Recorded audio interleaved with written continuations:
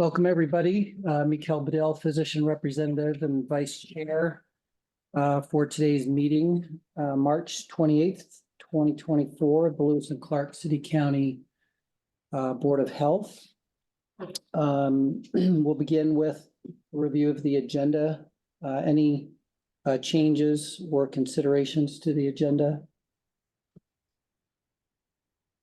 Not hearing any, we'll review the minutes from February 22nd. Hopefully everybody's had some time to review those.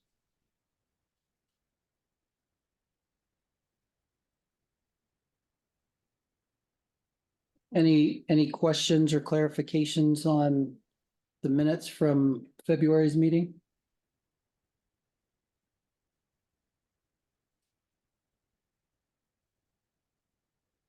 Not hearing or seeing any, we'll accept those minutes. And I don't believe that we have a quorum yet, so we'll move past our action items and down to board discussion, beginning with the East Helena arsenic and selenium plume update. Oh, it's not here. And probably because he was planning on I'll be 1:30. here at 1:30, indeed. Yep. Yeah. And I don't think No, that, guys. Jolene, will you ping Nina and Shelley? And I can Okay. start with Yeah. the workforce development plan. Okay, Okay, thank you. That'd be great. Yeah. We'll mix it all up today. How's that sound? Sounds perfect. We want to make sure Justin's day continues. Yeah, Yeah. As described. yeah, that's right. Why let things go smoothly now? Yeah. Let's just shake it all up. I started this. And I believe that's on page 37 of the packet. Yes, yes. Hi. Oh, Person that was like even. magic. No, it's like We- you were we two saw- places at once. How in the world? I was on the way here. I'm like, this is not gonna make it in time. We'll fire it up on the phone. We're close. Thanks for coming. Yeah, I thought I'd try one in person. Yeah. okay, you have a quorum. Very good. He's telling for the rain out today to allow this. Very good. Does this make a quorum? It sure does. Yes. Come on in. That's what I decided. I'm here. and- I am glad as well. There we go. All right, well, we will pop back up to our action item, which is the on-site wastewater variance for Rose and Frank Osborne of 985 Ray Road in Helena.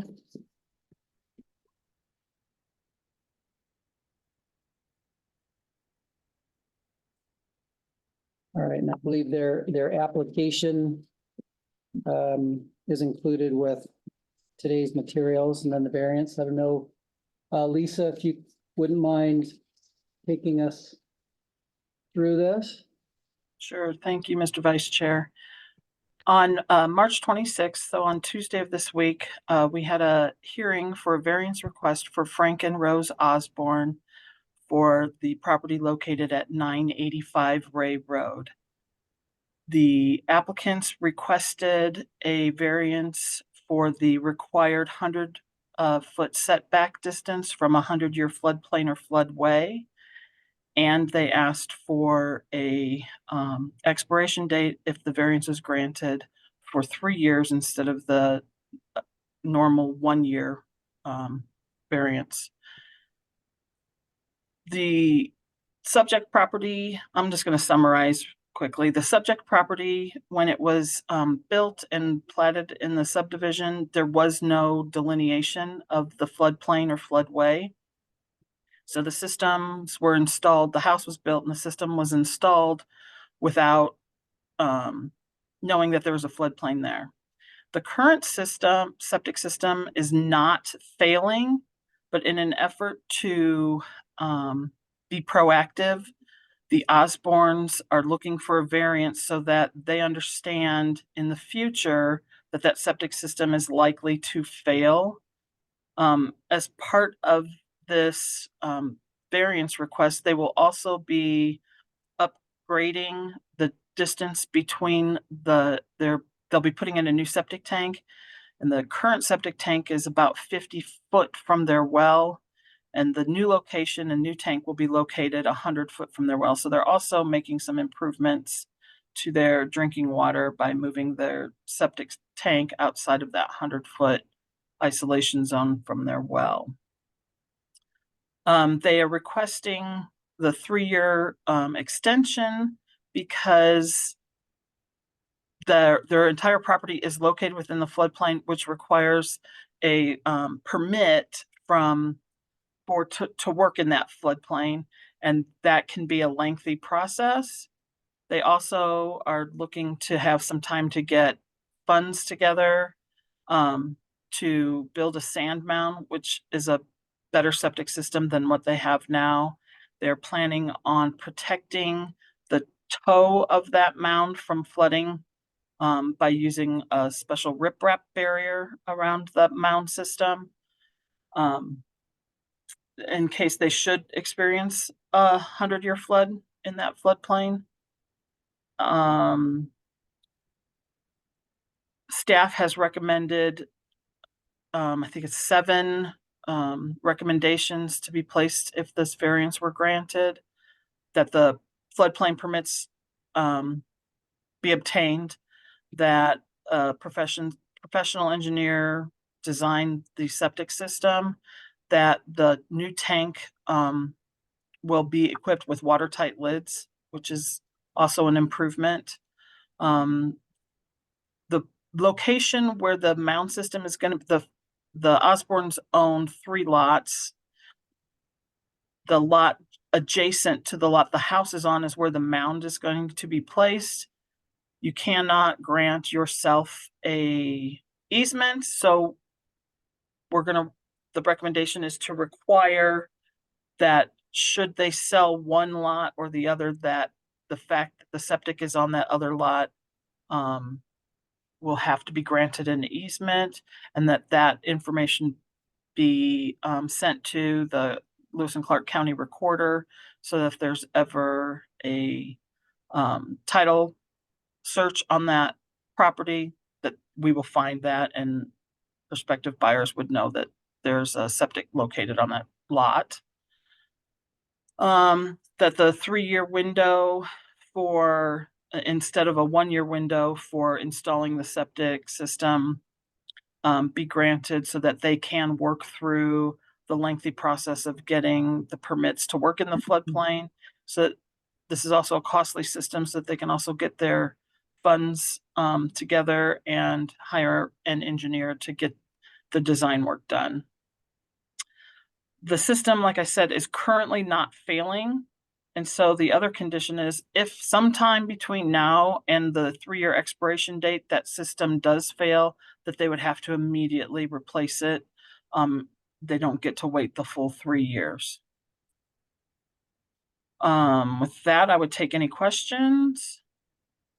And I think Beth is on, so she can answer any two that I can't.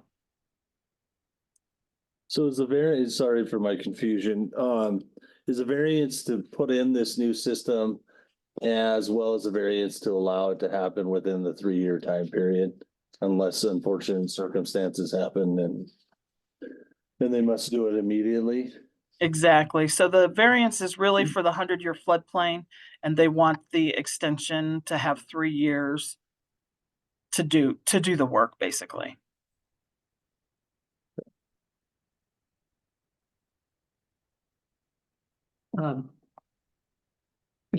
If we should deny this variance, what are the options of the property owners?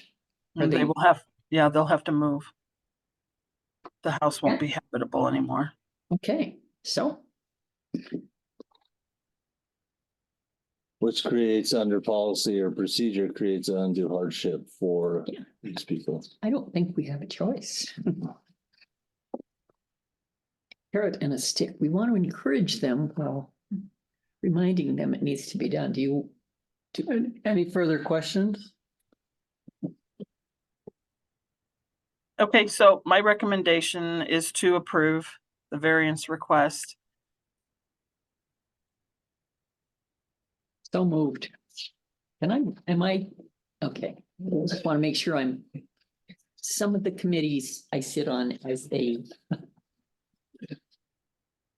I'll second adjunct it. or something like that, so. Thanks for the second.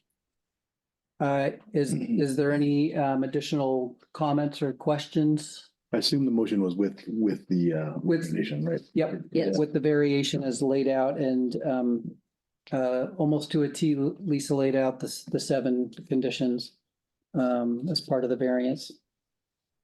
Mr. Chair.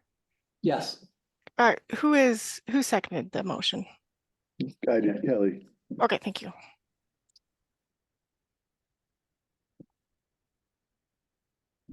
not hearing any further comments. All in favor? Make sure that there's no public comment first. Oh, yeah. Any public comment? All right, not hearing any. All in favor? Aye. Aye. Any opposed to the variance? All right, variance approved. Thank you.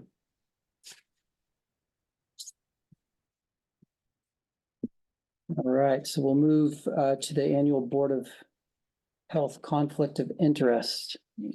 Thank you, Mr. Chair, members of the board. You saw the annual conflict of interest on your agenda and in your packet last month.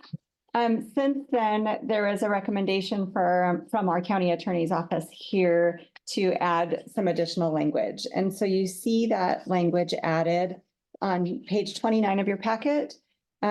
There's reference to state law that's been added in sections A, B, and C.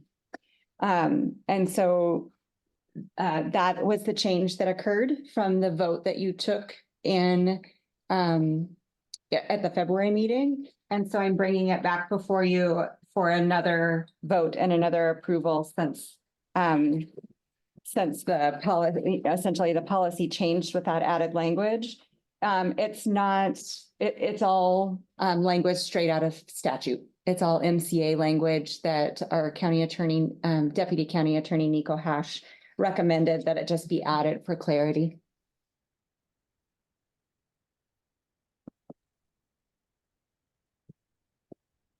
Can I answer any questions about that?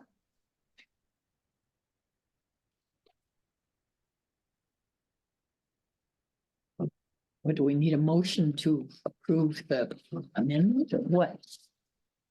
Yes, you'll need to vote again. Okay. I'll move to approve the amended proposal. Second.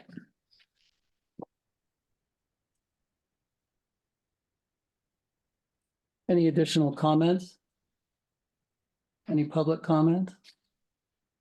All in favor of approving? Aye. Aye. Any opposed? All right. And so for those board members that are in the room today, you can actually take page 29 and 30 out of your packet and sign it, and we'll put it in our records.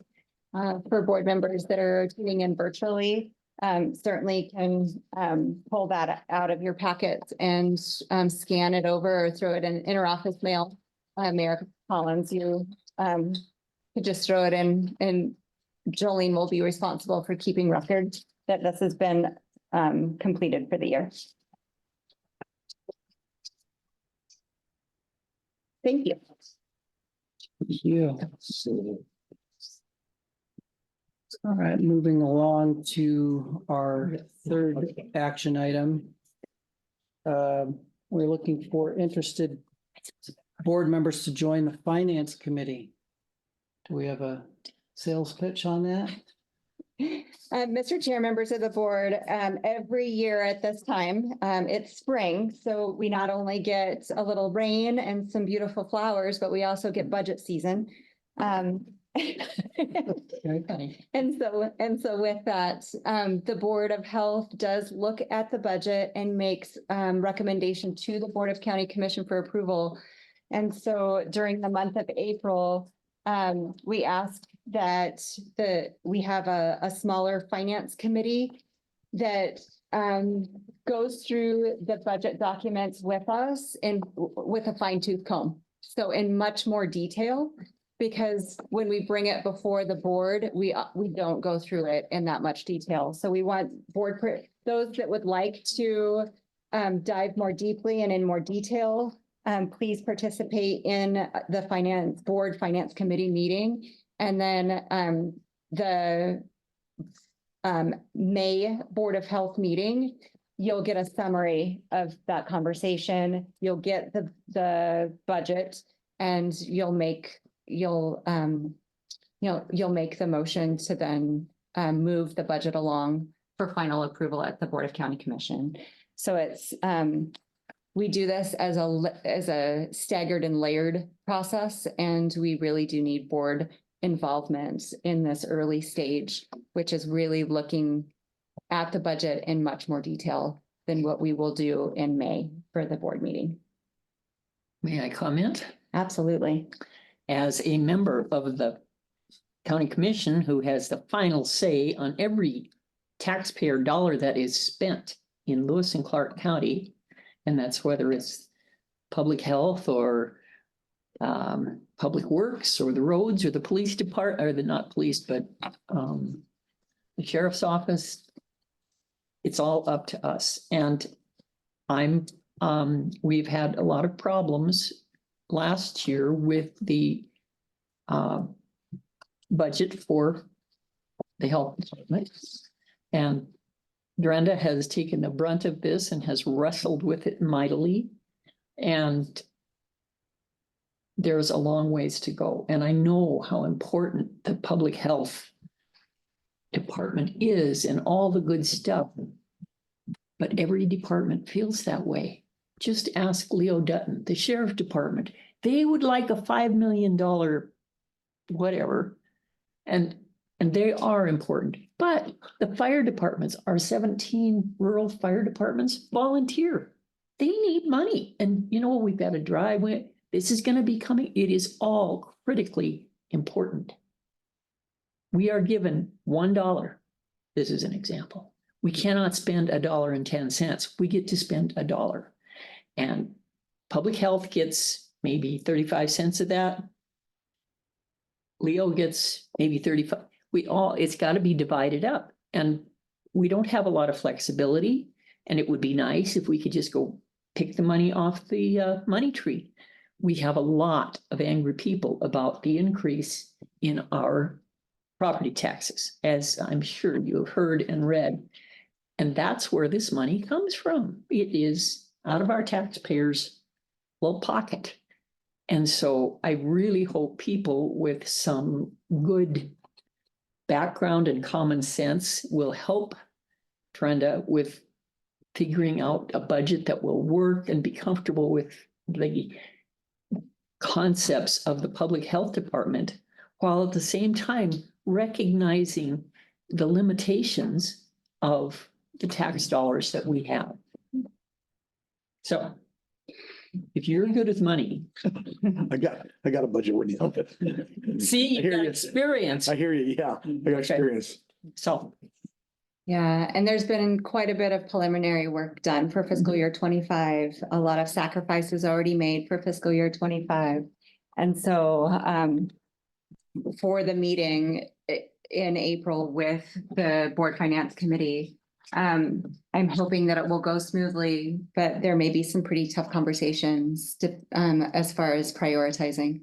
So we just get to that level of discussion at the Finance Committee meeting as opposed to the full board meeting. So Justin, you've participated for several years now in that Finance Committee meeting. Is there anything more that you would add from your experience and your? I mean, it gives you a good, being on that committee and everything, it gives you a good breadth and scope of what all goes into that budget and how many moving parts there are for each division within the health department. And so it is a very difficult committee, so to speak, especially nowadays, like Commissioner Payne saying, with just the overall increase and then the lack of revenue generation that can occur, as well as the taxpayers' increase in toll service delivery across our county. So it does become a difficult task, more so than what it was 6 years ago when I started. So, but it's good. I mean, it's a good learning opportunity as well, and to take a look at it for folks. So, who else was on that committee in addition to? Last year it was Justin and Bree. And I'm certainly, we'll reach out to members of the board that are not here today and also ask if they're interested in participating. And it'll be scheduled mid to late April. Okay, I would suggest that it might be helpful to have people who have run their own business signed the front of the check, not just the back, so that, and have you been in private practice so you know, okay. What do you do in your real job? I work for building codes. Okay, so has anybody here been self-employed? Have you, Justin? Self-employed in terms of what? Have you ever had to sign the paychecks? Yeah. Okay, for your company, and it's your money. And so when there isn't enough money in the bank account, you go to your own savings account and take money out of your savings account so that your staff can be paid. Have you done that? Yeah, Okay. currently doing that now for Peerview Health Center. No. Yes, in a way. Well, No. this is not a place to Yeah. debate this, so Okay, I'm not I'm gonna debate saying with you. that we need some people with experience who understand the bottom line, and not that we can go out to the money tree that is the taxpayers and bring the money in, because we cannot do that. So give us a budget, that'll work. Thank you. Anybody interested after today's discussion? Are there two Cynthia Brooks? No immediate volunteers, so we'll keep. Yeah, I'll do it again. Bree also mentioned that she would be, and we are, I think Rex is the only other member of the board who is not here today. So I'll reach out to Bree and Rex. Thanks, Justin. Thank you, yeah, thank you. All right, we'll move along. So now we'll get to the board discussion, East Helena arsenic and selenium plume update. Who's up? That would be me. Sorry, I'm late. No, you're right on time. Do you have a flash drive? I do. I'll find Jolene. Okay. She's She's straight. Yeah, if you just go right through the green chairs, Okay. she's in that office straight. got it. Thank you.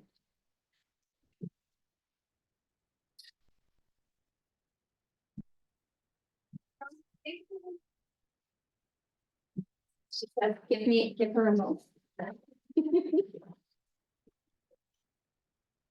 Would you like to introduce yourself and your team? Sure. And then you also have Cynthia online, so maybe we can start there, and then Okay. by then Jolene will be ready.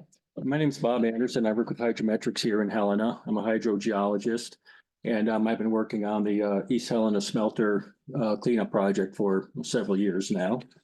Bridget Williams is here, the EPA. She oversees the cleanup activities out there.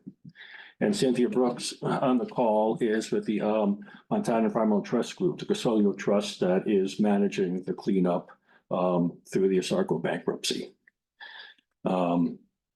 So this is all on my slides too. I'll go through it again. We'll test you, see how accurate you are. Yeah, see how my slides are.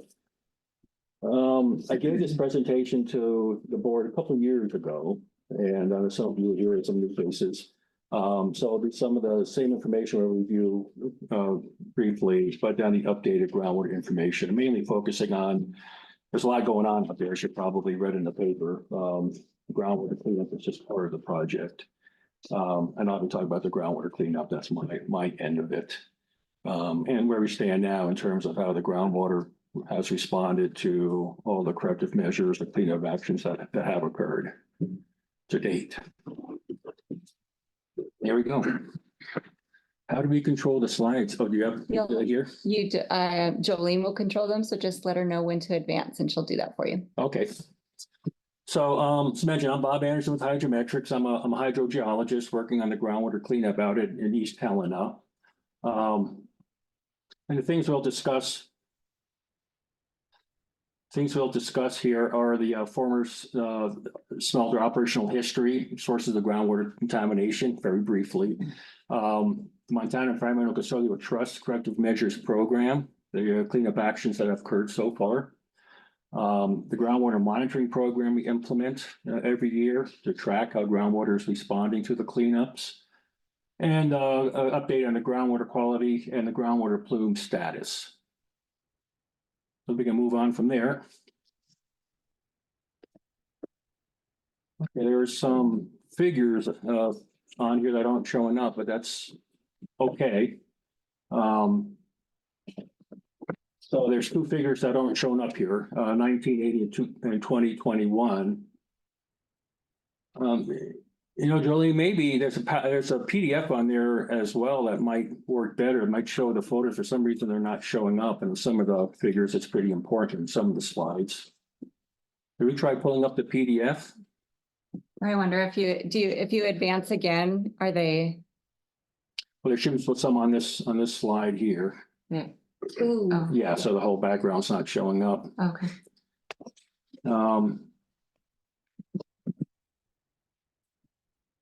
Just give me a moment, please. PDF file instead, see if that's. Yep, just one moment, please.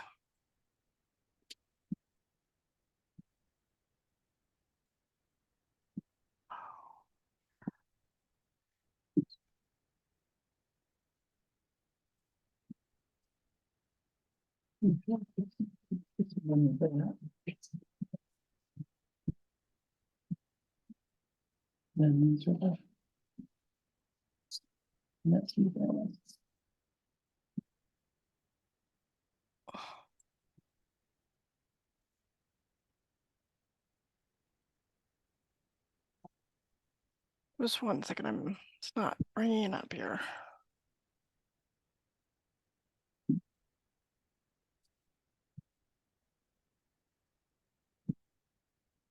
Okay.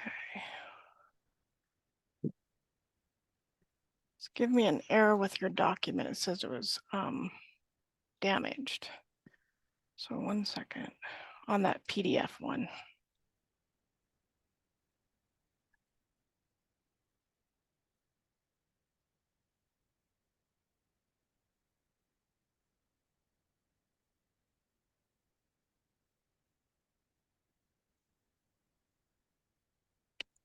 It's not letting me open up that PDF version of it. It said it was damaged, and I've tried opening it with several different options. Okay, But let's see.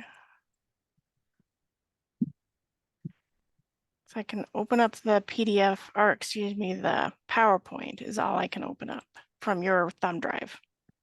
okay, go ahead with that. Okay, sorry about that. Okay, yeah.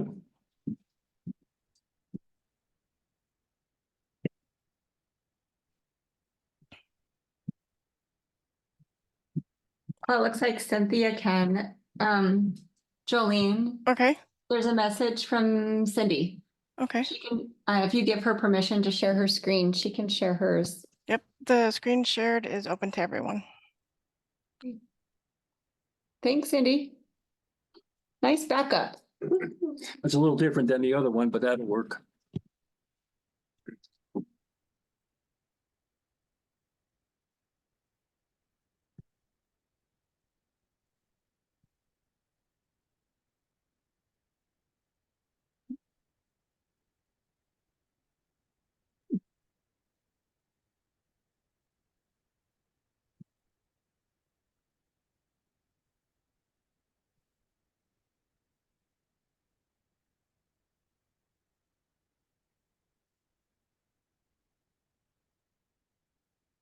Okay. Let's go on to the next one, Cindy. Thanks for doing that. So as I said, on the left, you see there are photos, aerial photos of the smelter circa early 1980s and in 2021, roughly the same views. But main points here are the smelter operated from 1888 to 2001, produced primarily lead bullion and some zinc oxide, sulfuric acid, and copper products as well. The decades or over century of smelter operations released metals, laden processed waters, and other contaminant sources through the site soils and groundwater, leading to the groundwater quality issues and plumes that we're dealing with. Following closure, the contaminated soils continue to leach metals to groundwater, resulting in these arsenic and selenium groundwater plumes emanating from the site.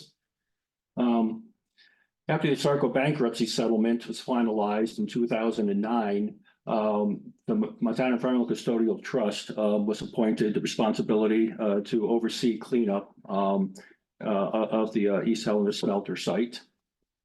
And since 2010, multiple corrective measures have been implemented by the Custodial Trust with oversight from the EPA to address these sources of contamination and groundwater plumes. That's what we've been working on for the last 10 plus years. Now this slide, go to the next one, Cindy. This slide here shows the smelter site again, early 1980s, and points out some of the main source areas we've been addressing, contaminant source areas of arsenic, selenium, and other metals to groundwater. On the right here, you see the lower ore storage area where ores and other byproducts are stored outside, exposed to the elements, leached metals from through snow melt, rainfall to the underlying soils and groundwater. The acid plant and spice dross areas in the central plant, the kind of main process areas, the highly contaminated soils are main sources of groundwater contamination. The south plant there, the upper part of the figure, comprised mostly of fill material, contaminated fill material that leached metals, contaminants to the groundwater. Lower Lake, a process pond, which was freely drained to the subsurface, a major contaminant source. Then a slag pile on the lower left, the main remaining source that we'll talk about as well. So these are the main sources of contamination historically from the plant process operations. You can see Prickly Pear Creek there on the east side of the smelter, just primarily a ditch at that point. Okay, Cindy, next one. And this shows you kind of tell you what we're talking about. This is the two plumes that we're dealing with. On the left is the selenium plume as of October 2016. 2016 is an important milestone because that's when the majority of the corrective measures, cleanup actions were completed. There's been some ongoing work going on, of course, but they were primarily completed by around 2016. So that's our kind of bar to compare groundwater quality and the plumes to see how the cleanup measures have affected groundwater.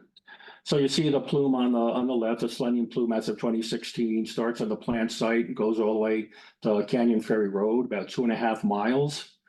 And the arsenic plume on the right as of October 2016, much smaller, although the arsenic concentrations in the soils and groundwater are much higher than selenium, orders of magnitude higher. The plume's much smaller just because arsenic, it doesn't flow as freely through groundwater as selenium does. When selenium gets into groundwater, it just travels with the groundwater, as far as until it gets diluted out. Whereas arsenic is prone to absorbing onto soils, precipitating with secondary minerals, so it just doesn't travel as far through groundwater. So that's why the plume is so much smaller there. On the selenium plume, you see there's really two sources on the plant site, the West Selenium area on the left there, and the slag pile on the right. Those are two kind of primary sources originating from the plant site that merge out what we call Lamping Field and then flow northward from there. Okay, Cindy.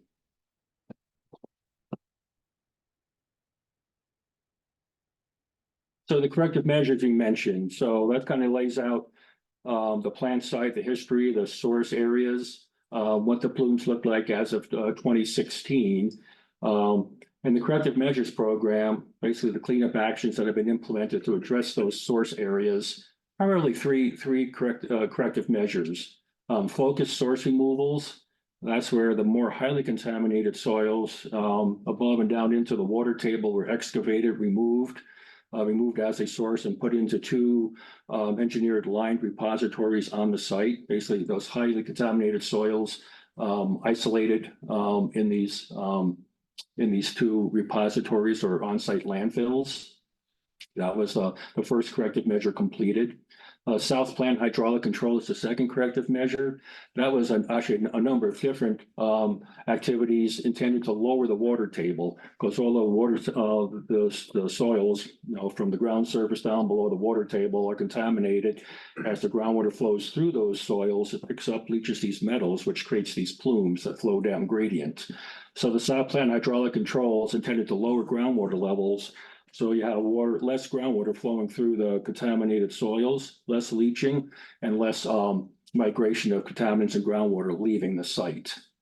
South Plant hydraulic control include removing smelter dam, which backed up water on the plant site, caused water to flow subsurface from the creek through the plant site, leaching more metals through the groundwater, and removed the two of the ponds on the upper end of the plant site, Upper Lake and Lower Lake, which leaked water, that water flowed through the groundwater system, leaching metals through the groundwater and coming out as these plumes. So we created, besides removing Smelter Dam on Prickly Pear Creek, the creek was, a new mile of creek channel was constructed. As I said, initially, the creek is pretty much a ditch through there, not a good situation for anything.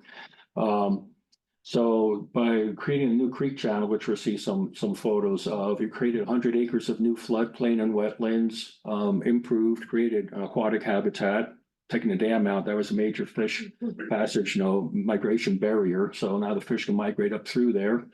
And reduce downstream flooding because of the nature of the creek, the channel, conveying water straight through the area. It was great for getting water around the plant site, but it created flooding problems downstream in East Helena. So creating the more natural meandering channel, floodplain, and wetlands reduces the potential for downstream flooding.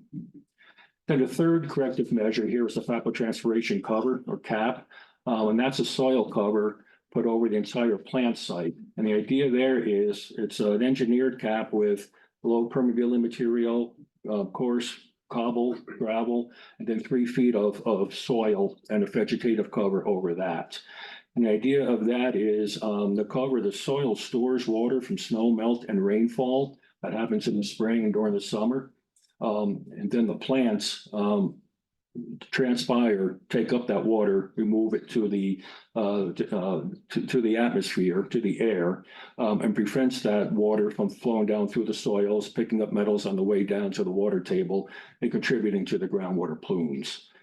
The whole idea here is to isolate these sources, remove these sources, or isolate them by lowering the water table and cutting off recharge through the plant site. Okay, Cindy. Here's just a few figures showing kind of the construction going on at the top, the evapotranspiration cover, how that was constructed with the coarse material over the fine material and then the soil. That's what it looks like on the right after the vegetation has become established. That's a fall figure, so normally it looks green. And then the South Plant hydraulic control, just some of the construction going on there. You can see on the lower right photo, the new creek channel, meandering creek channel through the former plant site. And on the left, you can see a cross section showing how that water table, those dashed lines are the water tables before and after the South Plant hydraulic control was implemented, and how it dropped the water level and desaturated, took a lot of those contaminated soils out of the groundwater system. Okay, Cindy. So talked about the history of the plant site. We talked about the corrective measures that have been completed. Completed around 2016. There's a slide just showing the groundwater monitoring program we implement and carry out now to evaluate the response to the groundwater system to these corrective measures.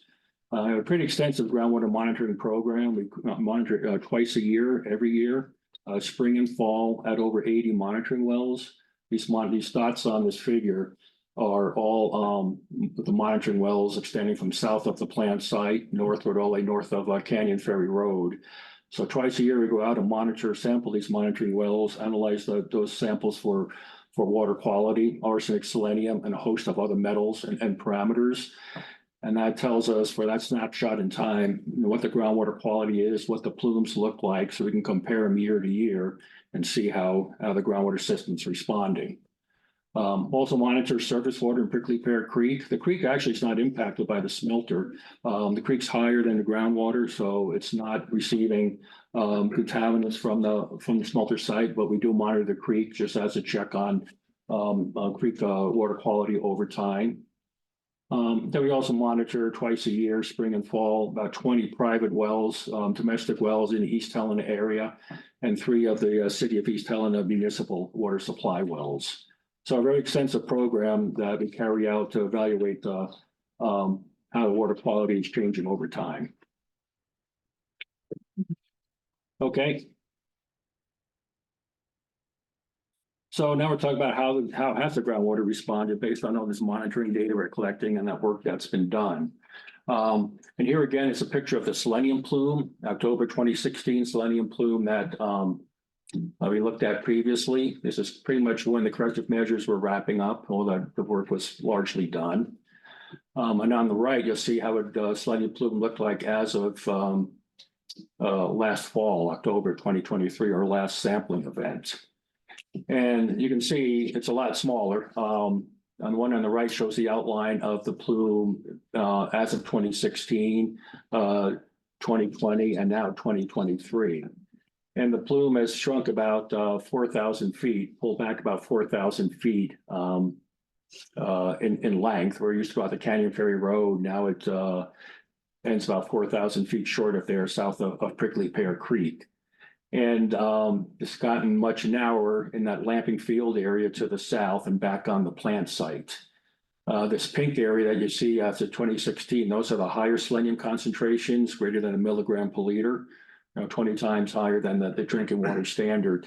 Those are pretty much shrunk back to, receded back to the plant site itself. So pretty good responses so far in the selenium plume to the corrective measures. The selenium plume has shrunk significantly in size and the concentrations have decreased significantly, which we'll look a little more at as we go forward. In the next slide, I think we'll show the arsenic plumes. And here we go. Again, the arsenic plume, October 2016 and October 2023. As mentioned before, our arsenic plume is obviously a lot smaller due to those geochemical behavior of the 2 different elements. But you will see that on the October 2023 slide, it has gotten smaller in certain areas. Down in the northwest part of the plume has receded, and the northeast. And most importantly, with the arsenic plume is the reduction in concentrations. The concentrations of arsenic on the plant site were extremely high years ago, over 10 milligrams per liter, 1,000 times above the drinking water standard. That area in red being pointed to on the 2016 plume.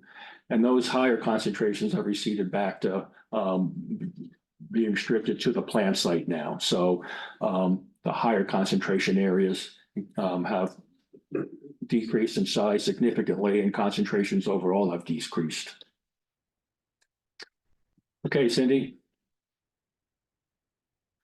So the third thing, the other thing we look at is looking at how the plumes have responded. We look at the plumes. Those plumes we looked at are hand-drawn plumes. We take the data we collect from each October sampling event, plot them on a map, and hand contour to get the different outlines of the plumes.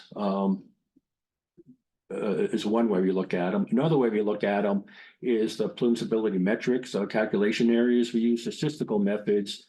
That's another check on water quality trends over time. And this is, I'd say, probably the best way to look at changes over time. It's very objective, takes any human bias out of it. We take water quality data we collect from a single sampling event, put it into this program, statistical program does this kriging, and that calculates for us the area of the plume exceeding the drinking water standard for selenium or arsenic and the average concentration within that area. So that gives us a real good comparison year to year, how the area and average concentrations are changing. And this just shows the different areas we look at. We look at the plant site average concentrations in plume areas and down gradient concentrations in plume areas through this statistical method. Okay, Cindy. And here for the plant side, this shows the changes we've seen over the last several years. On the left, we see the selenium concentrate, the selenium results. Selenium plume area and average selenium concentration on the plant site from 2010 through 2023. You can see the plume area has decreased from 67 acres down to 46, or about a 31% decrease in the size of the plume based on this statistical analysis. And the average selenium concentration within that area has decreased from about 0.45 to 0.177 milligrams per liter, or about a 61% decrease in the average concentrations on the plant site. Now on the right, we see the arsenic results for the arsenic plume. Same thing, 2010 through 2023. In that period, the arsenic plume has decreased from about 82 acres to 69, or about a 16% decrease. And the average concentration within that plume area has decreased about 70%, over 2 milligrams per liter to less than a milligram per liter. So that's where I say the selenium plume hasn't decreased in size a whole lot down gradient, but the concentrations have decreased significantly, which will eventually result in a reduction in the plume area. Okay, Cindy. And here's the down gradient selenium plume area. We do the same thing, the scraping method. Statistically, you look at how the plume down gradient of the plant site, north of Highway 12, basically, has responded. And this thing I corrected on the other figure on the newer slide, but that table on the bottom, that should say selenium plume area and average selenium concentrations. North of the plant site, that selenium has decreased. The plume area has decreased by over 50%. We saw that in the hand-drawn plumes as well. They're really seeing really good decreases in the improvements in the selenium plume down gradient. Selenium just responds much quicker than arsenic does to these cleanup activities because it's less prone to adsorption and things. And the average selenium concentration down gradient of the plant side has decreased by about 34%. And these figures just show how this program, the Cisco program, plots up the plumes. It does it kind of it's a little archaic. That's why we use the hand-drawn plumes for presentation for most cases. Okay, Cindy. And that's the down gradient arsenic plume. Again, small decreases so far down gradient in the size and average concentrations, seeing the bigger decreases on the plant site. But those bigger decreases in the arsenic plume in the East Helena area north of Highway 12 will start to propagate northward down gradient in the future as those groundwater concentrations continue to clean up. All right, Cindy. So moving on to, that kind of sums up the groundwater corrective measures, groundwater monitoring program, and the groundwater status to date. Seeing really good improvements on the plant site in both arsenic and selenium, major reductions in plume areas and concentrations. And north of the plant site, the selenium plume has decreased by more than half in size. So good results so far. We'll continue monitoring into the future and see how the groundwater continues to improve. Moving on from that, another unfumed slag removal project. We do special groundwater monitoring project for that. As you may know, there's a program going on to remove the unfumed slag from the slag pile and shipping that off for processing for metals recovery. The unfumed slag is a major source of selenium load into groundwater still. So getting that off site is a huge improvement. Get as much as we can off site is a huge improvement for a benefit for groundwater quality. And that's ongoing. And once that slag removal project is done, the remaining slag pile will be regraded and capped to prevent infiltration through the slag pile and leaching of the remaining slag. So that capping of the slag pile, covering up the slag pile will be the final corrective measure to be completed once the slag removal is done. And that should greatly improve downgrading concentrations even further. Okay, Cindy. And this just shows, that upper left photo just shows those are the wells, the monitoring wells in yellow that we monitor monthly. As the groundwater as a slag removal is going on, to make sure that the slag removal itself, the crushing and shipping and all, isn't causing new problems in itself. When you crush the slag, you expose new surfaces to rainfall and all, and that could increase leaching. So we monitor things real closely around a slag pile to make sure that we're not seeing any problems, increases in concentrations due to the project. So far, the lower right, those graphs on the lower right to show that so far you haven't seen any negative impacts from the slag processing. Okay, Cindy. East Valley Controlled Groundwater Area is another component of the groundwater program out there that the county is involved with. We worked with the Lewis Clark County Health Department back in 2014 to prepare a petition to the DNRC for establishment of a controlled groundwater area. The purpose of the groundwater area is a source of institutional control for protection of human health, due to potential consumption or people utilizing that groundwater, contaminated groundwater that is not suitable for consumption or use.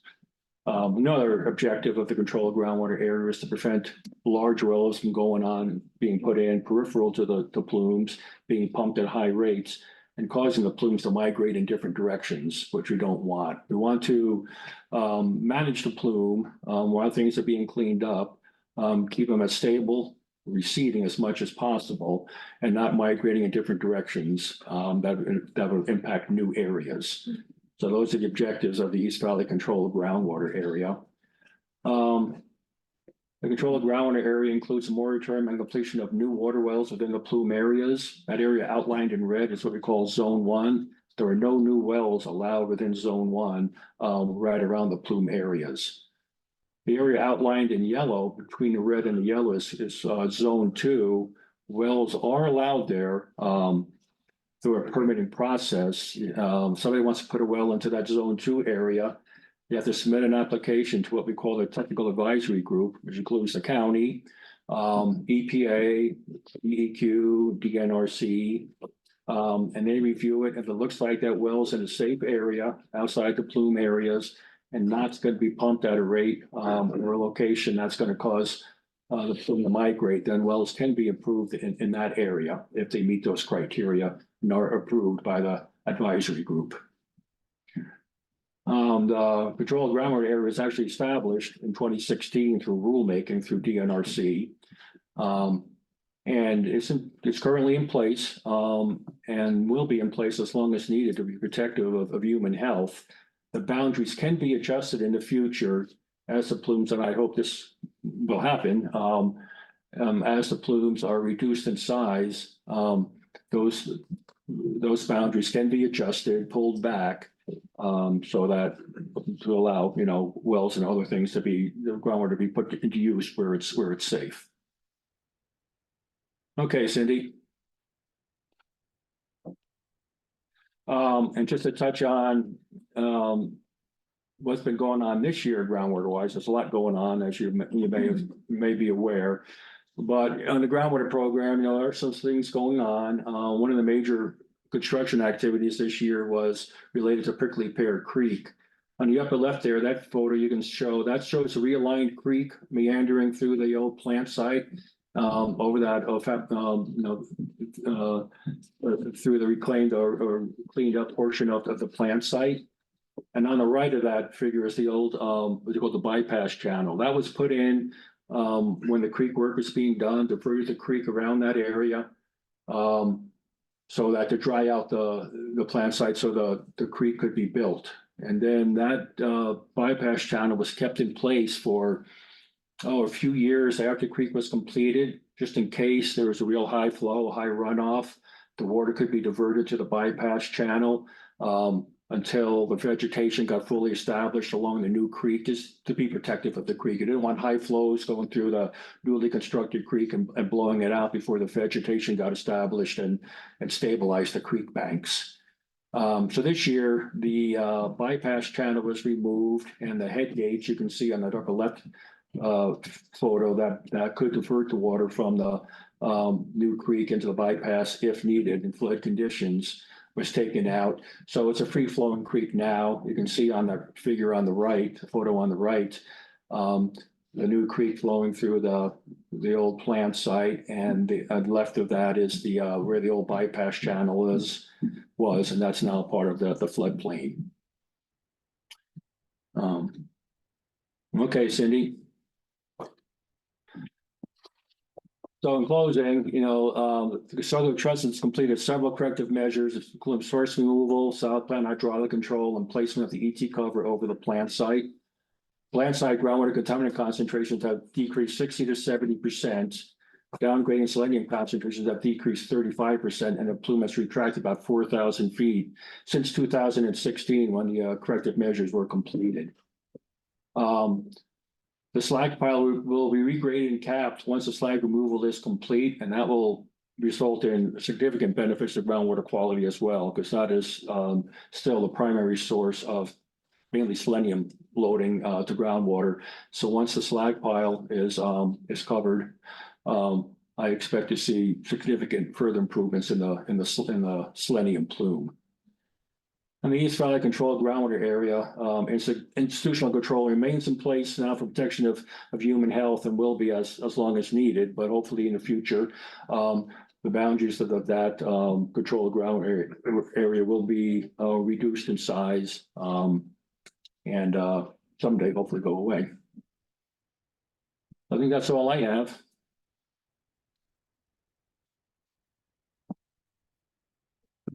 Great, thanks. Is that, on a couple slides back, is that, you spoke of the zone 2, the yellow? So I'm assuming that's not a part of the city of East Helena and for the well distribution or the well check, right?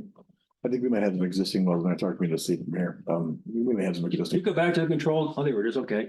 We have some ours that are along Wiley, you know where they are. Yeah. Yeah, the city wells are all right along here. So they're outside the controlled groundwater area. I just want. Trying to familiar myself with these Helena. Get to know it on the first time, bud. Yeah. Bob, what's the expected completion date for the cap?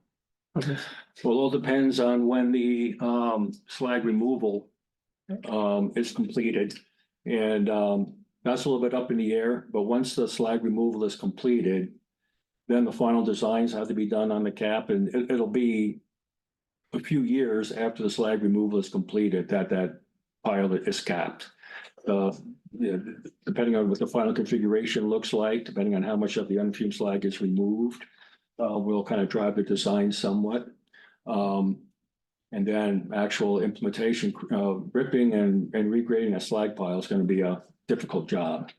So I'd say the regrading and capping itself is going to take a few years. So it's a few years down the road before that's realized.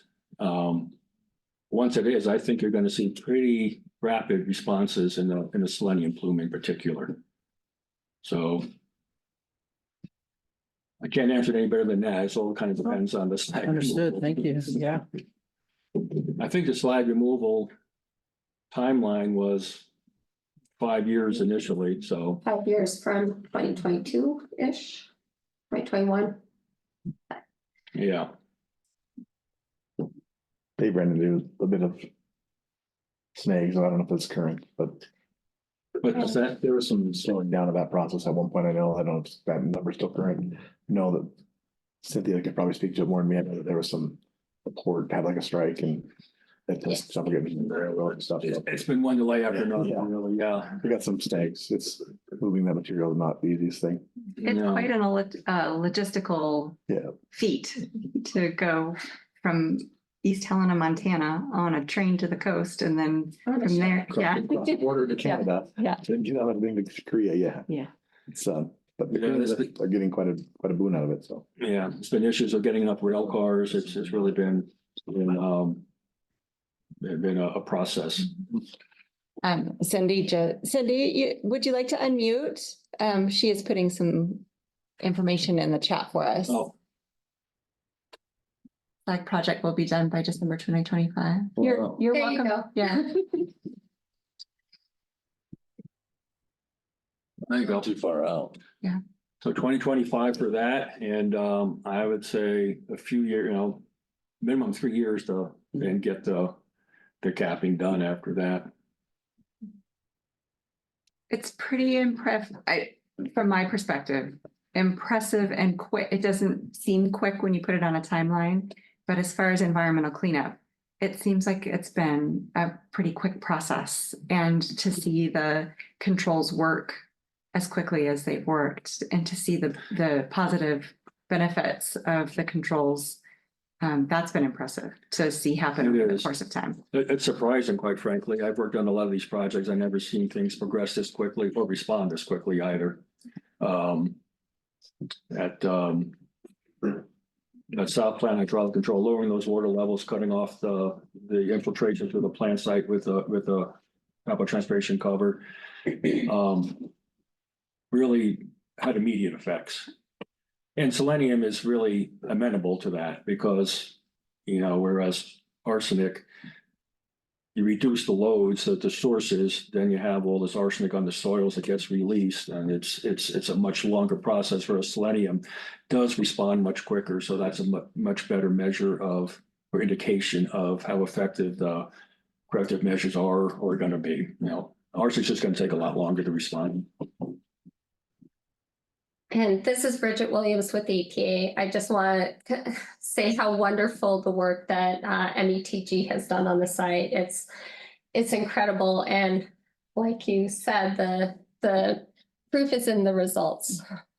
So from EPA's perspective, METG has done a fantastic job. Yeah. And I'll speak on behalf of public health. It has been a really great partnership. We play a role in the whole operations and the institutional controls, but the partnership with METG and the EPA, and the East Helena community, it's been really, really unfortunate that we have a super fun site that we're dealing with, but no better partners to address the issues that are identified. So. Yeah, I agree. And development is coming. Whether you need it or not. Thank you so much. Appreciate it. All right, changing gears a little bit, we'll move along to, were there any additional comments or questions from the virtual world out there? All right, so we'll move to communicable disease. And I think that was Shelley and Nina. Yep, we're here. Thank you. Hello. I'm going to share my screen. This is Shelley. Nina's sitting here. Hello, everyone. So we're just going to do a quick, you guys see my screen? Yes, Yeah. I can see you.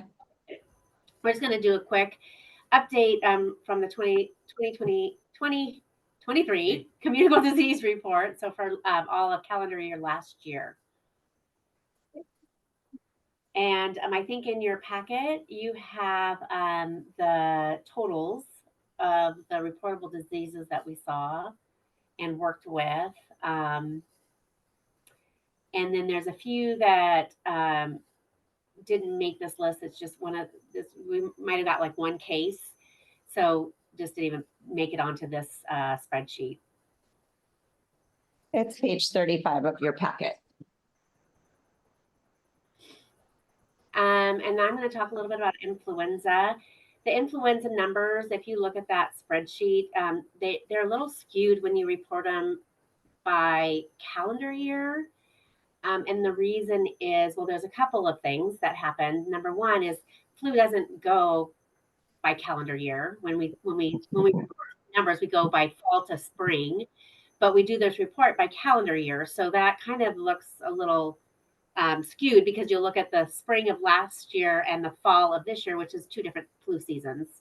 Also, a little bit of how we report flu numbers aren't by cases like names and people, but by numbers.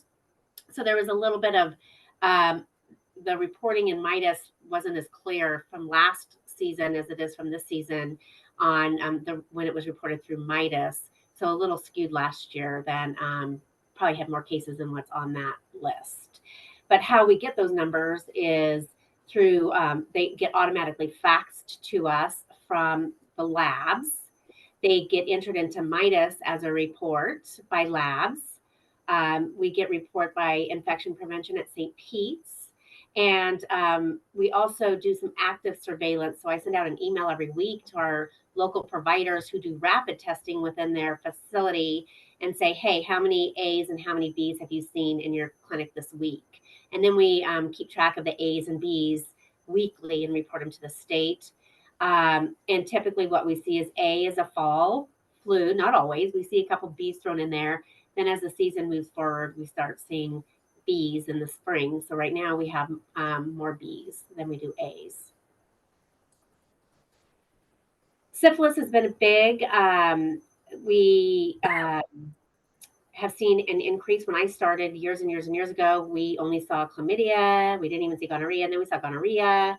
That freaked us out. Now syphilis is the big thing. So we have recognized through our investigation, we do syphilis investigations. We have recognized a cluster. So some of our cases towards the end of last calendar year, we did identify a cluster that were connected between each other. So that's kind of nice when we do our investigations because we could see that it's kind of hopefully isolated to some degree as long as we're getting people being honest with us and releasing the correct contacts and we're able to get a hold of contacts and all that. So we did see some trends in that way. We saw some, little spurts of clusters. We did, because syphilis has been such a big increase, that we did start doing rapid screening tests. So this is a 15-minute rapid test with a drop of blood. We just poke a finger, put a drop of blood on there, and within 15 minutes, it's a screening test. So it tests for one little piece of syphilis, but at that point, that tells us that they need to go get more testing to decide if they have active or primary, secondary, tertiary syphilis. So they have to do more testing for that. But it's a good way to at least have a basic screening for people who are at risk. We are initiating a new program to locate contact because sometimes getting a hold of contacts, having phone numbers, etc., is hard. So we're initiating a new program so we can get correct information for contacts, and also working on updating our phones so we can actually text people generic texts to get them to call us back, because people just don't usually like telephone calls very often and don't listen to voicemails as much as they used to. And then Montana Public Health Institute provided incentives to encourage people to come in and do syphilis testing. So we do give out a $10 town pump card if they're high risk and come in for syphilis testing to encourage them to get tested. And the goal is to recognize this early, get them treated with an antibiotic and to prevent spread, and ultimately to prevent congenital syphilis spread to babies. Changes from their CDC's moving forward from changing from COVID recommendations to just general respiratory viral illness guidance, which we sent out as a health alert notice, and we're working with providers and daycares, etc. But what it is like if you're sick with respiratory symptoms, this is what you should do, versus if you're sick with COVID or that you're sick with flu. It's more of a general, let's move forward and just call it respiratory illness. And this is what you should do if you're sick, period. And so this affected general public, etc., but it doesn't affect investigations or congregate living. Congregate living in healthcare facilities still have to maintain reporting COVID, etc. And we still have to do investigations to some degree for COVID. So if they get tested and they're positive, we still do some investigations on that.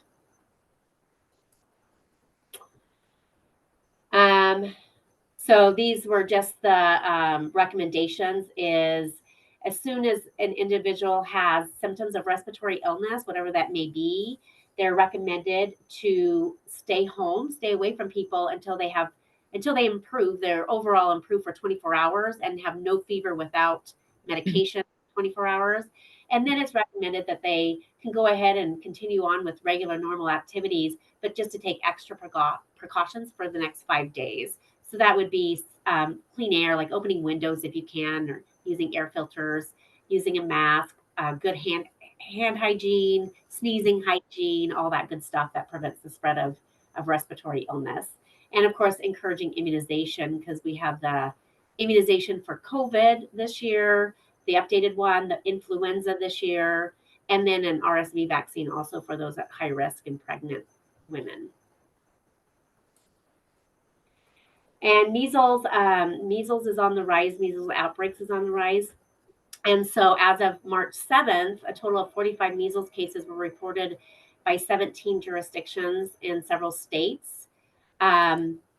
This is, as you can see on this graphic, it's more, there was like, I did this presentation was so long ago. I think it was like 58 or something all of last year. So from Christmas till March 7th, there's almost, close to as many cases as there were for the entire last year in the United States, typically related to travel, international travel, and unvaccinated.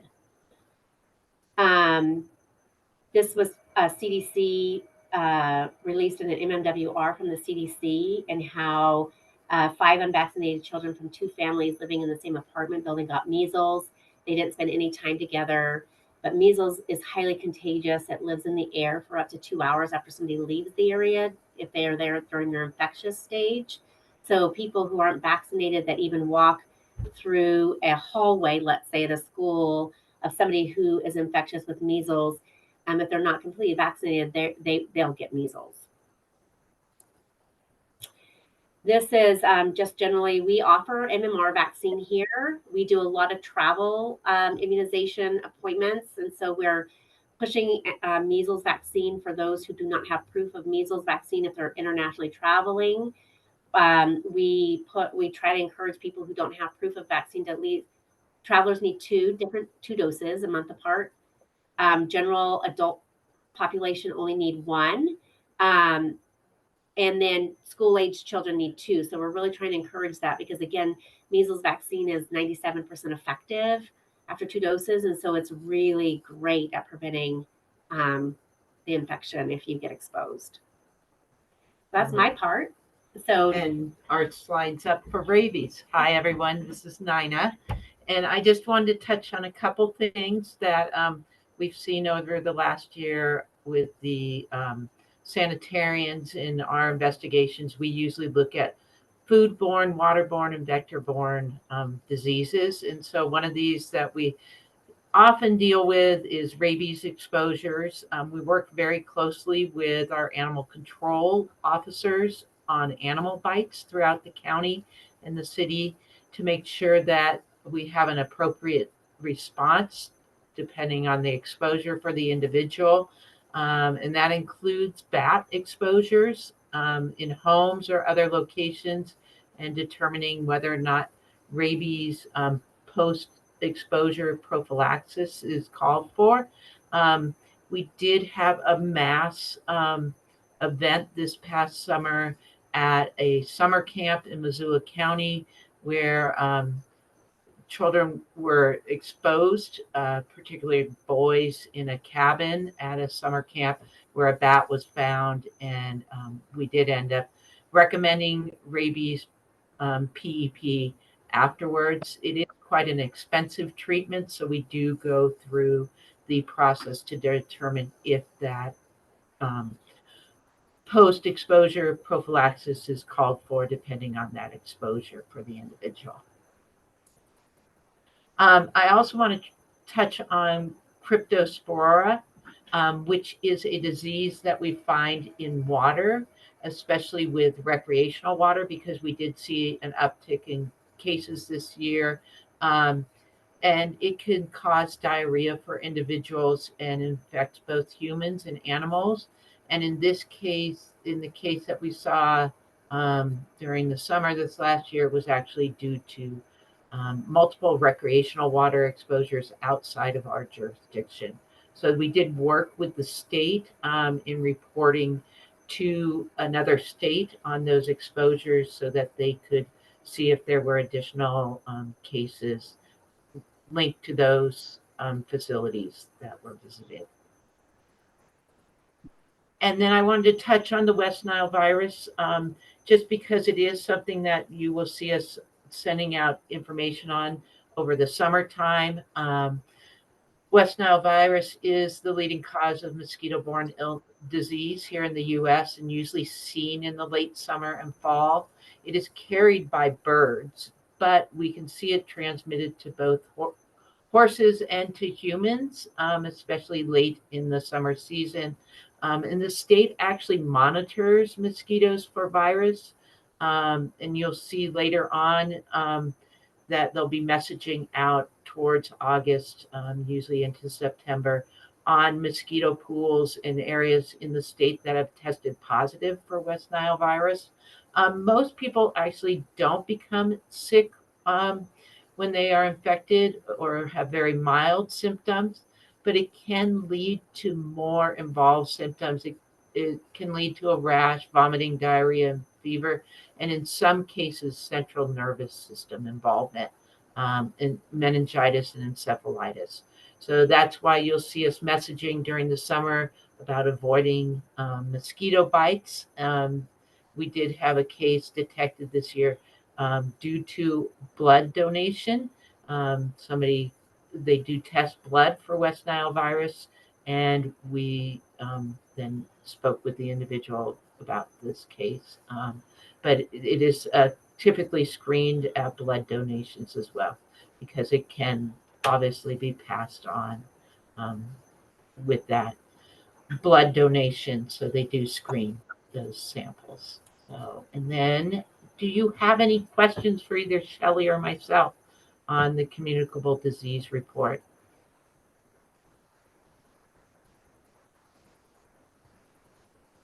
Doesn't look like it, sound like it. Thank you very much. Okay, thank you for your Thank you. time. That's really fun stuff. Yeah, yes. Well, and when you hear Shelley talk about measles. Yeah. Which is something that we haven't had to deal with in such a long time because the vaccine is so highly effective. Yep. But to see an uptick in outbreaks is really concerning. Yeah, but we are also seeing at the very same time a reduction in vaccination. So, yeah, parents are not getting their You think kiddos there's a vaccinated. correlation? There is a connection. Yes. Yeah. So. All right, workforce development plan. All right, thank you, Mr. Chair, members of the board. This will be quick. I just wanted to give you a brief update on our workforce development plan. This is something we do every 3 years. So we're 1 year in to the current plan, our 2023 to 2026 plan. So in order to develop our workforce development plan, we do a pretty robust assessment of our staff. And then we also look at demographics of our staff, and between all of that data collection, we're able to come up with goals and objectives and a plan to help address any issues that we might be seeing in our workforce and make sure that we have a robust workforce to do the important work that the health department does. So what we know about our workforce is that a good portion of our workforce is has worked for the health department for over 10 years. And we had several in the retirement age, which we have now seen just in this last year, several retirements happen out of the health department.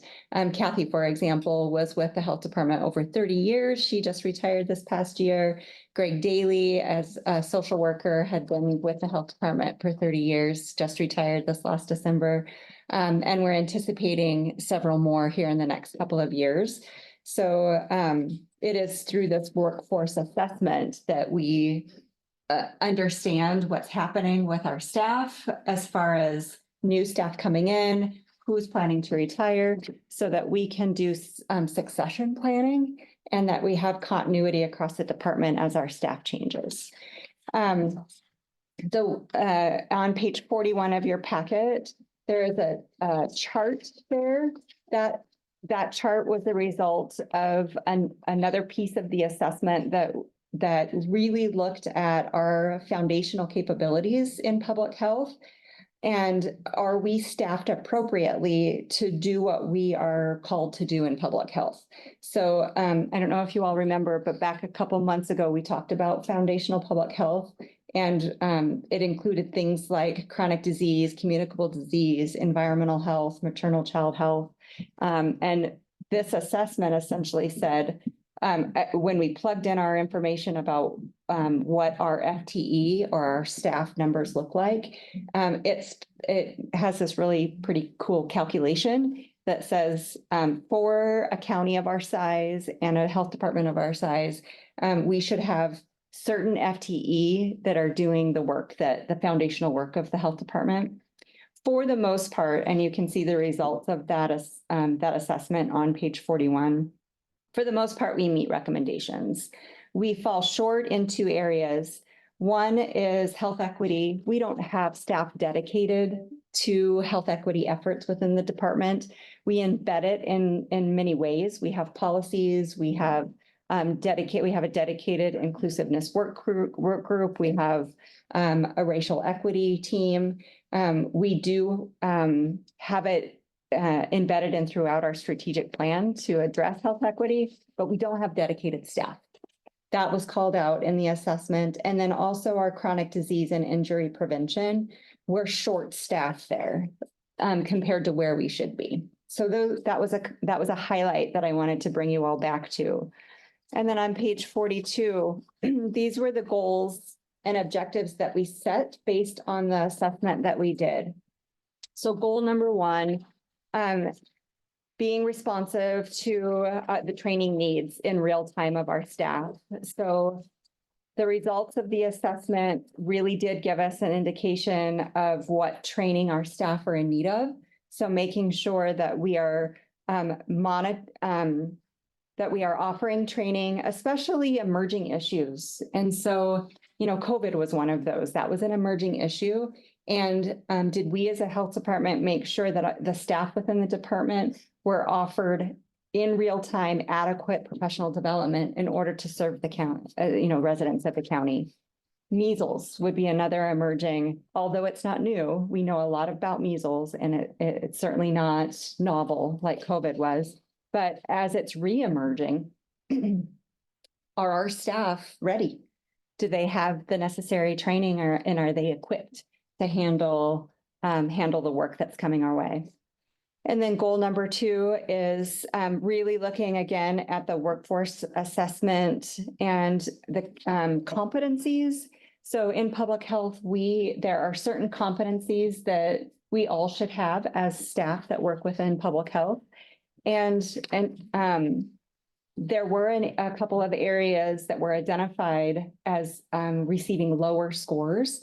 And those areas were in the area of access to and linkage with care.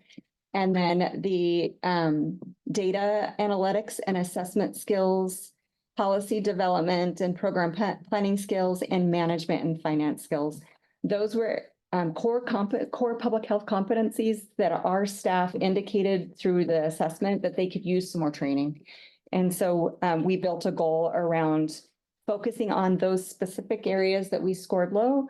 And then, of course, our objective is to increase those scores in 2026 when we do the assessment again. And then the third goal is really working to retain our current staff. So we want to make sure that as staff come into the health department and we work really hard to train them in their specialties in the work that they do here, that we can retain them. And so those objectives that are outlined there, those are the ways in which we're trying to retain our staff. So the first is to offer and encourage our staff to participate in this Certificate of Public Health program that's offered through the University of Montana. There are scholarships offered through the State Department of Public Health that we can take advantage of. It's a one-year program and they're graduate level courses. And so for staff that have gone through this program, and we've had several now achieve the certificate of public health, they have 4 courses completed towards a master's in public health. So that's a really great benefit that we have that we encourage staff to participate in. The second objective is supervisors continuing to support our staff in professional development. And a lot of times what that looks like is really specific training in the field that they're working in. So our public health nurses, are they getting adequate training to be efficient and effective and competent and confident in the work that they do, as an example? And then objective 7 there is encouraging our staff to participate in leadership skill building. And so we offer, there are a lot of opportunities with our statewide associations. There are regional public health associations as well, and training centers that allow for building competencies in leadership. And so we really encourage our staff to do that as well. On page 44 and 45, this is our annual training plan. So what you see there is all of the training topics that we have worked on to make sure that our staff are gaining knowledge, gaining competencies in these areas. So everything from ethics in public health to bloodborne pathogens. We just recently did some training on adverse childhood experiences.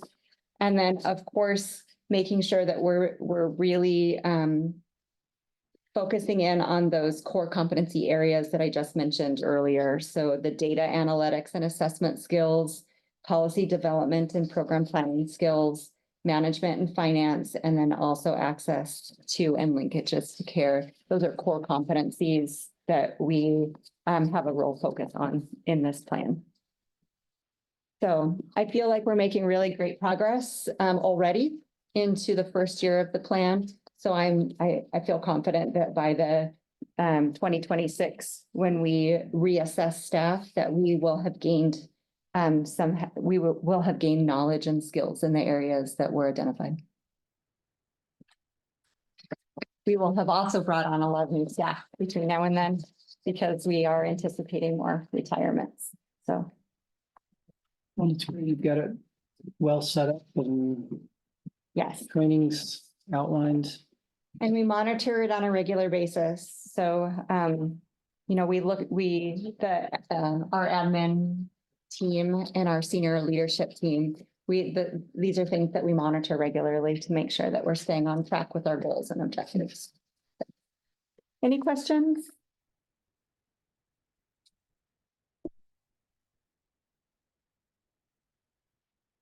Okay. Thank you. Next item on the agenda, Mr. Chair, is board training. And so financing public health. It's timely. We're in budget season. Ensuring that public health is adequately funded is a role and responsibility of the Board of Health. The University of Michigan, their training center puts out really great training. And so rather than hearing me ramble on about financing public health from my perspective, what I'm going to do is we're going to go through this module specific to financing public health.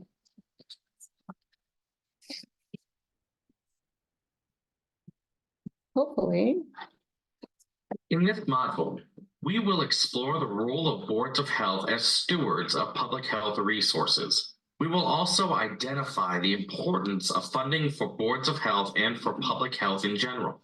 Finally, we will discuss various sources of funding and the best way to access them. Let's start by looking at the role of boards of health as stewards of public health resources. It is important to understand how boards of health can support public health agencies in the best use of the available resources. What does it mean to be a steward? In this context, it means not only being knowledgeable about your health department's budget, but also ongoing engagement with your local health official. It means taking into account what the leadership hopes to accomplish and ensuring sufficient funds to address priority issues. According to the National Association of Local Boards of Health, or NALBO, resource stewardship is assuring the availability of adequate resources to perform essential public health services. Developing and approving a budget that meets the needs of the community and the requirements of the health department includes long-range fiscal planning. Sometimes budgets require maintenance of effort for state dollars, cost sharing from the general fund, or spending in accordance with grant requirements or restrictions. Budgeting may also involve revenue generation.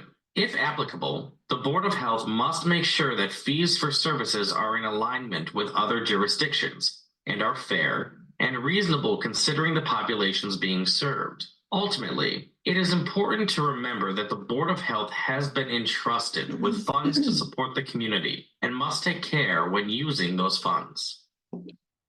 In addition to budgeting, NALBO suggests that key components of resource stewardship for boards of health may include ensuring that adequate facilities and legal resources are available to support public health in the community.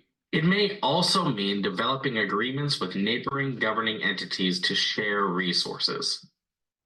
Several states have guidebooks available for local boards of health that illustrate their role as resource stewards. For example, the Indiana Local Boards of Health Orientation Manual outlines the board's role in setting conditions and standards for all funds solicited in the health department's name, engaging in sound, long-range financial planning, approving budgets, and establishing policies and procedures for financial spending. Check with your state health department or state association of local boards of health for a similar guidebook available for local boards of health in your state. With this understanding of the roles of boards of health as resource stewards, let's look at ways that boards of health may support health departments in securing adequate financial resources to best perform their essential services. Sufficient funding allows public health agencies to promote information pertaining to new policies and to disseminate best practices. It also allows them to collaborate with other organizations on programs to improve population health. Before describing the role of boards of health in financing such programs, let's explore public health financing in general. State health departments receive their funds from multiple sources, with variation from state to state in the proportion of funding received from a given source. As you see on the screen now, state health departments generally receive about 50% of their funding from the federal government. This tends to come in the form of grants, cooperative agreements, contracts, and allocations. About 24% of state public health funds come from state taxes, and the rest may come from fees, Medicaid and Medicare, or other revenue. Local health department funding is funneled from state and federal sources through state agencies. Local jurisdictions also provide funding for programs. If the local agency is a unit of a larger state agency, funding from the area served plays a smaller role. Local health departments and their boards of health may also depend on funding from private grants and foundations, collaborative and project-specific grants, and jurisdiction-based funding. Federal funds for state and local public health agencies typically come from the U.S. Department of Health and Human Services and its agencies, such as those listed here.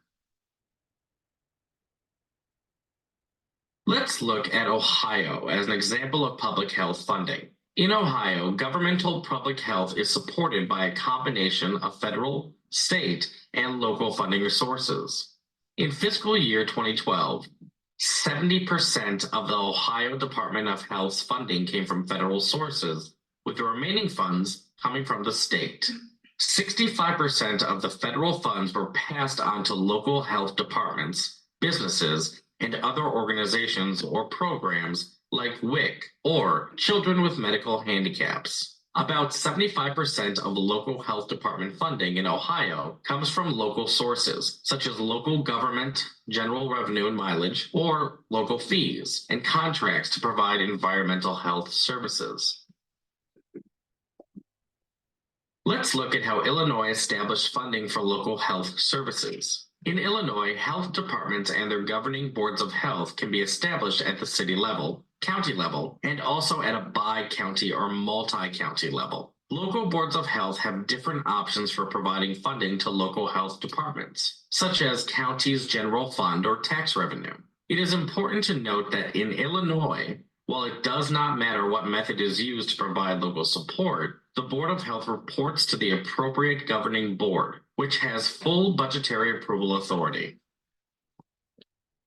Unfortunately, the public health system has been chronically underfunded for decades. Expert analysis have found that limited public health funding has severely impacted the ability for federal, state, and local entities to adequately carry out many core functions, including programs to prevent disease and prepare for health emergencies.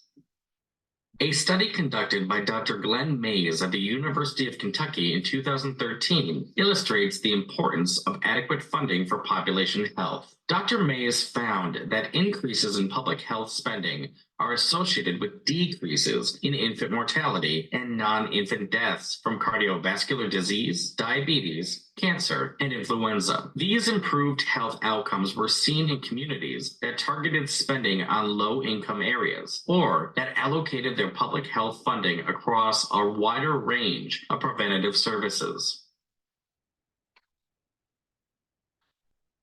In an article by the Robert Wood Johnson Foundation, Dr. Mays suggests that the results clearly show that better health and lower healthcare costs are possible if we simply change how and where we allocate public health funding, even if new money isn't available. He continues on to say, it also shows that new resources such as funding from the Affordable Care Act's Prevention Fund can have a larger impact if targeted to lower resource, higher need communities, and if spread across a range of prevention strategies.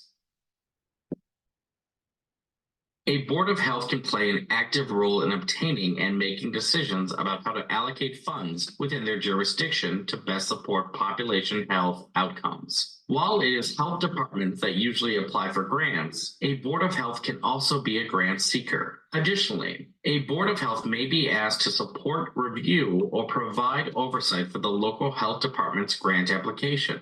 Boards of Health can and should be involved in discussions when health departments seek funding from outside resources, as they can provide necessary letters of support, convene funders, or make connections between partners to support a program. If you are writing or reviewing a grant proposal, please see the resources section for a few grant writing resources. Boards of Health can help their state or local health department make the best argument for obtaining funding by supporting them and emphasizing several key elements in their proposals. Healthy People 2030, a program of the U.S. Department of Health and Human Services, outlines several steps for locating sources for and securing funding. The first step to acquiring funding is to get the necessary data to demonstrate a need for financial and programmatic resources. Use data sources like the county health rankings and roadmaps or the CDC's behavioral risk factor surveillance system. You might also become familiar with other local surveillance resources to find specific information about your community. Next, see how your city or state compares to national baseline data using a data source like Healthy People 2030. We do this through our community health assessment every 3 years. The second step when considering funding opportunities is to align your local health goals with national initiatives. For example, if you are interested in obesity-related funding opportunities, you could tie your local efforts to national obesity campaigns conducted by organizations like the Centers for Disease Control and Prevention or the American Heart Association. It is also important to identify new stakeholders and partners by making connections with experts in other communities and states. We've done this recently with our opioid prevention work. We have aligned what's happening at the national level here locally, and we've gained funds to do the work because of that. Finally, use evidence-based information to plan a strong public health program. This will ensure the best possible use of limited resources by focusing on implementing strategies that have been proven to work to promote health. There are federal, state, foundation, and national association sources of funding for public health. Let's look at a few of those sources. Grants.gov is a centralized location for grant seekers to find and apply for federal funding opportunities. The site provides access to 26 federal grant-making agencies, such as those shown here. You can learn more by going to www.grants.gov. In addition to federal funding, each state may also have funding opportunities available. For example, Hawaii, which ranked first in the nation for per capita public health state funding in 2012, awards grant funds to nonprofit organizations to support health-related programs. The Minnesota Department of Health provides grants and loans to eligible applicants, including, but not limited to, community-based organizations, community health boards, hospitals, school districts, local public health, and tribes. A July 2014 example of a state-funded opportunity was the Comprehensive Supportive Services for Safe Harbor, No Wrong Door, in which applicants provide support services to sexually exploited youth. You should visit your state health department's website to discover what funding opportunities are available. Over half of our budget is funded through grants, federal and state grants. And then they'll talk a little bit about local funds as well. And we're not quite 30% of our budget is local tax dollars. There are many foundations that have funding focused on national, regional, or local initiatives. The Robert Wood Johnson Foundation is just one example of foundation funding, and it provides grants for projects that advance the foundation's mission to improve the health and healthcare of all Americans. The foundation has also provided grants to advance accreditation and support quality improvement in local health departments. In general, organizations eligible for Robert Wood Johnson Foundation grants are public agencies, universities, and 501c3 public charities. You can learn more by going to www.rwjf.org/grants. Some of our chronic disease work has been funded through Robert Wood Johnson Foundation grants. So we're familiar with that one. There are also many national associations that offer public health funding opportunities. One example is the National Association of County and City Health Officials, or NACCHO. NACCHO funds local public health initiatives and provides a list of funding opportunities on their website. An example from August 2014 was NACCHO's funding opportunities for health impact assessment, which provided approximately 3 awards of up to $15,000 each to local health departments to complete a health impact assessment. You can learn more by going to www.naccho.org/topics/funding. And we're members of NACCHO. So many people have double hit the C and just for thinking about nachos. It's that time of day too. Yeah, where Like, snack so many would have people are just like, yeah, no, I want nachos. Now that we have explored all of the module objectives, let's look at an example of what an effective Board of Health can do for its community as a resource steward. The following example is just one of many possible examples from various settings across the country of a Board of Health success. Franklin County Public Health in Ohio is the 6th largest health district in the state, serving more than 430,000 people in 17 townships, 14 cities, and 9 villages. The health district is governed by the Franklin County Board of Health, a 5-member board appointed by the District Advisory Council. The health department provides public health services, plumbing inspection, and enforcement of public health regulations to the Franklin County townships, cities, and villages, each of which pays the health department for those services. The Board of Health is responsible for setting and approving the health department's budget.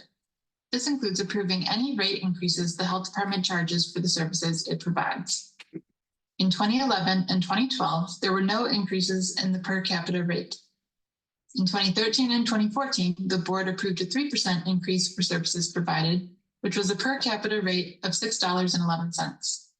The Board of Health approved a per capita increase of $2, almost a 33% increase, in its August 12, 2014 meeting.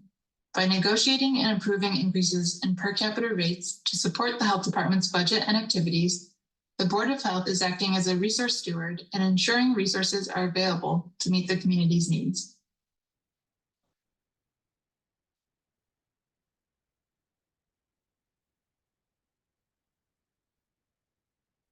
I think that's the end. Let me just make sure that there's no summary slide.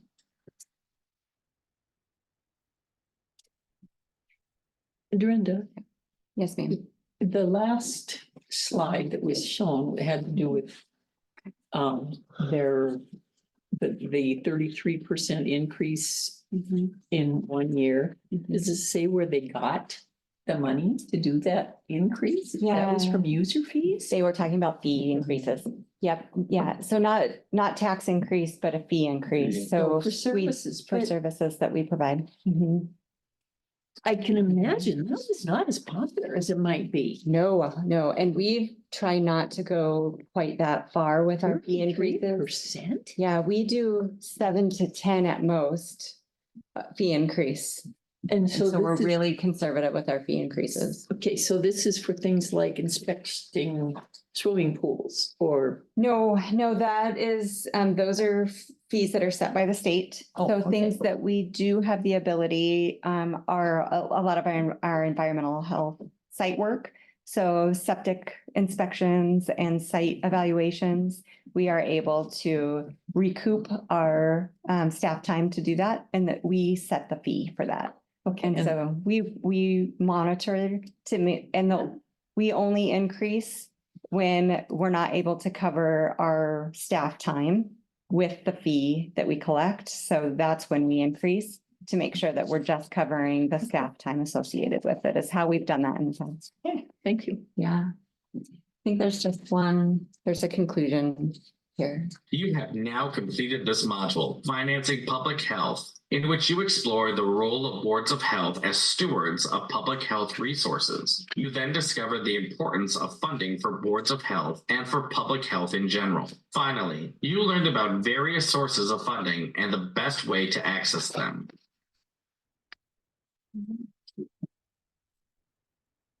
Thanks. That was, they do a really nice job at the training, the public health training centers. So let them teach the topic I tried to interject a little bit along the way that is applicable to us here, but happy to engage in any other conversation that you'd like to engage in at this point about financing public health. In the state of Montana, the law provides that funding for public health is one thing that is under control of the county commissioners. And even though the board is in control of the department and how it operates, the funding has got to be approved by those three ogres up on the other hill. Yes, yeah, so process wise, the Board of Health doesn't approve the budget. The Board of Health recommends for approval too. So the Board of Health does set the strategic initiatives and should be making sure that the budget is aligned with those strategic initiatives, and that we're not looking to fund outside of what our core public health work is and what your strategic initiatives were set when you did the strategic plan. So those are the things that the Board of Health is looking at. Are we adequately funded? And the Board of Health, as the training suggested, can play a really significant role in seeking new funding. So ultimately, So, but if you do get new funding, yes, doesn't that funding still have to come through yes, the commission? correct. Yeah, the Board of Health can work to seek out new funding. Sure. And increase the revenue that funds the health department, but the approval of those new funding sources do go before the county commission. Yeah. But the work of the Board of Health is ensuring that public health is adequately funded. That's a role and responsibility of the Board of Health.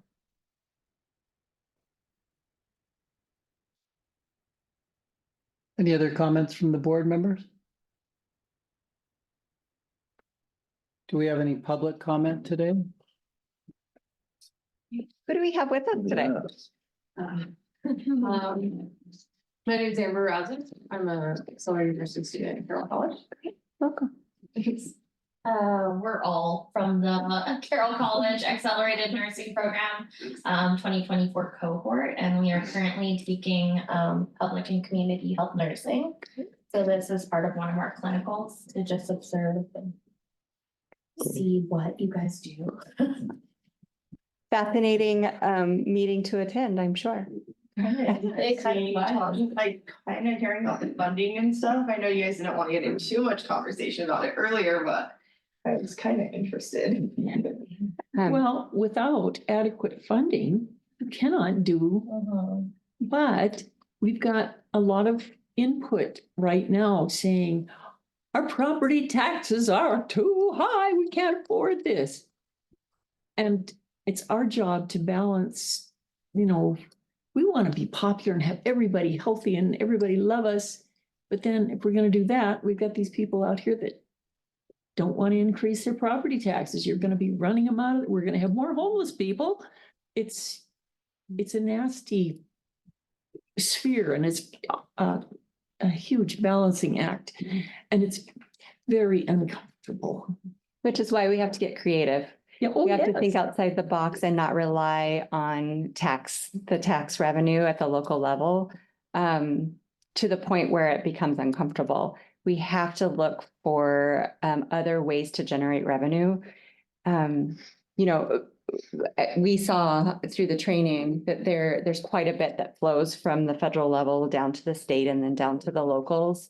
There is some state level that flows down to the locals. There is local tax that also funds, and then all of the grants as well. So we have to diversify and not rely so heavily on one piece of funding or revenue over another. I think you had stepped out, Commissioner Payne, when I had just mentioned as they were going through the different types of revenue, what our budget breakdown is.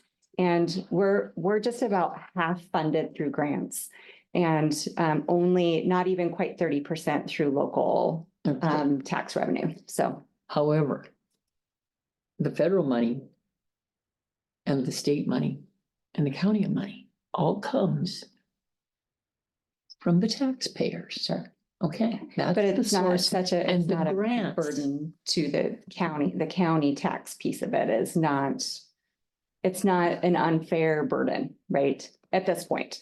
Actually, we At have a this- huge advantage because there aren't nearly as many of us, and we get all this money from the big population states. And if they're taxed per capita, then of course we make out like bandits. But with some of us, yeah, I'm just not comfortable with that. It just seems like we have to be cautious, conservative in spending other people's money. Any other public comment? All right, thanks for coming. Yeah, thanks for Yeah. joining. Thanks for having us. It's really interesting. I just came back from a trip to DC. I was selected by my school to go speak to Senator Tester and Daines, and then speak to Representatives Zinke and Rosendale about increasing funding for nursing schools and nursing staff. And we're kind of experiencing a similar shortage in terms of funding for students and as well as for the faculty. By next year, 1/3 of all nursing faculty are going to be retiring. And that puts a real strain on all of us as a whole nursing field. So it's interesting to see that the funding that we are not having for the community as well is also playing an important factor. Yeah, thanks for sharing. Great point. Thank you. Yeah. Thank you. All right. With that, any other comments out there? Public comment? We're adjourned. That's it? 6 minutes Thanks, early. Josh. Now I gotta go back to that old sweatshop, darn. Thanks.